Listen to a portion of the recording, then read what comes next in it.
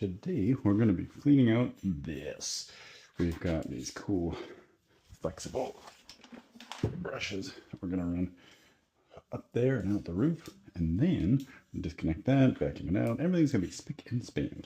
Montage of me cleaning a dryer top to toe. That's right. What sound does this make?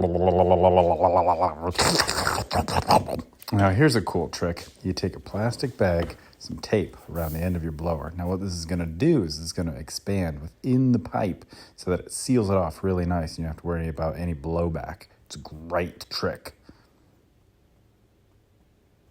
It's a great trick. It's great. Now here you go. Cut that.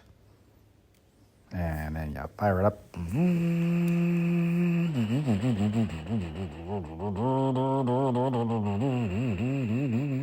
This is way too long. Way too long.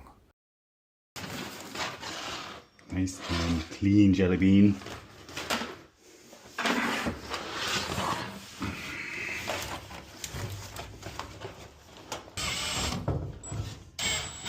If you made it this far, congratulations. Check out my website, championhandyman.com.